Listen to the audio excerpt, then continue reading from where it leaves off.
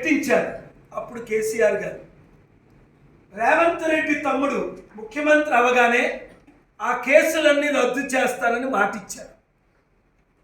మర్చిపోవద్దు తమ్ముడు రేవంత్ రెడ్డి, నీ మీద కూడా ఓటుకు నోటు కేసు ఉంది మీ గురువు చంద్రబాబు నాయుడు మీద. నువ్వు ఈ జర్నలిస్ట్కి కేసులు రద్దు చేసే అధికారం నీ చేతిలో ఉంది. మీ డిపార్ట్మెంట్కి ఆజ్ఞలు ఇచ్చి అవినీతి కుటుంబ కుల పాలన మీద ఫైట్ చేసిన జర్నలిస్టులందరికీ నువ్వు కేసులు రద్దు చేయి, లేదంటే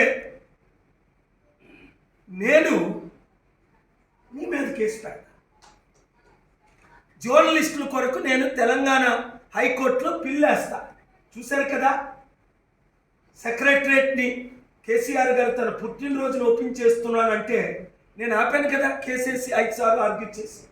కామారెడ్డి 10,000 కోట్లు దోచుకుంటుంటే కామారెడ్డి రైతులకు కేసు నేనే ఆర్గ్యూ చేసి ఆర్డర్ తీసుకొచ్చాను కదా.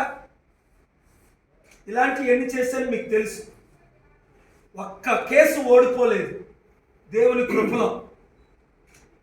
Honourable high court of Telangana, Andhra Pradesh, honourable supreme court of India doing justice to all the bills I am filing. Therefore, I am giving you assurance to the journalists. Support Praja Shanti Party. I will fight for you.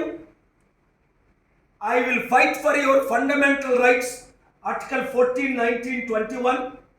I will file public interest litigation case to solve your cases, and we will win with God's help and with your help.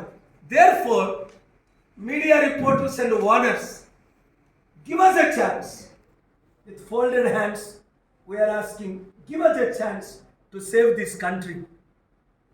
Thank you very much. తెలంగాణలో జర్నలిస్టులపై 2 కేసులను తీసేయాలి. Bachawat award ప్రతి news paper, ప్రతి TV media, ప్రతి media institute కూడా అమలు చేయాలి.